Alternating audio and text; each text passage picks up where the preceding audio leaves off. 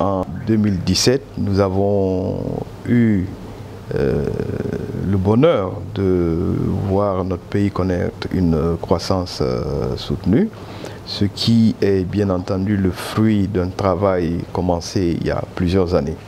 En 2016, le gouvernement a mis en chantier la préparation du PNDES, le Plan national de développement économique et social 2016-2020. Nous avons élaboré un plan qui va être le cadre dans lequel l'ensemble des politiques que nous allons développer et mettre en œuvre sera régi. Donc ce cadre va régir ce plan. Et ce plan, bien sûr, a un horizon de 5 ans, donc de 2016 à 2020. Et ce plan a été élaboré suivant un certain nombre de critères. Donc nous nous sommes dit, sur les 5 prochaines années, qu'est-ce que nous voulons faire en Guinée? Quels sont les objectifs que nous visons et quels résultats nous souhaitons atteindre? Nous avons mis ces hypothèses, donc nous avons retenu un certain nombre d'objectifs et sur cette base, nous avons élaboré un plan. Et ce plan, nous l'avons chiffré.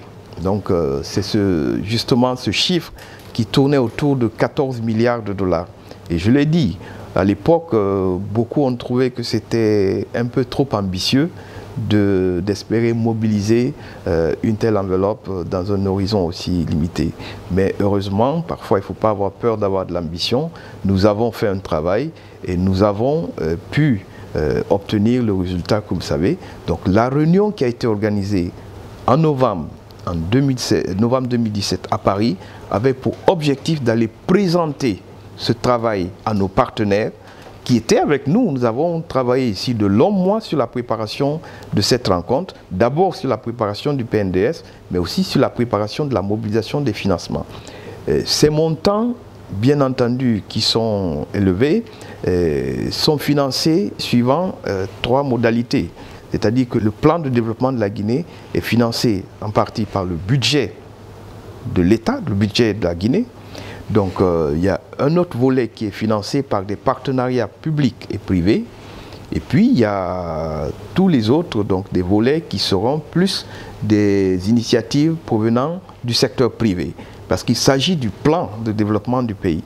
Dans ce plan-là, nous avons tous les secteurs, l'agriculture, l'industrie, les infrastructures, mais aussi les mines, le secteur privé.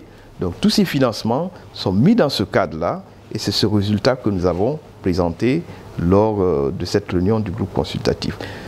C'est une première phase. La phase suivante va consister à mettre en œuvre. Nous avons rassuré nos investisseurs, nos partenaires que nous travaillons avec sérieux, que nous avons une vision claire qui est portée par le chef de l'État. Nous avons un leadership fort qui permet justement de mobiliser nos énergies, mais aussi que nous avons la volonté avec un gouvernement qui travaille pour mettre en œuvre ce projet. Donc l'étape suivante, c'est de passer à la phase active de cette mise en œuvre.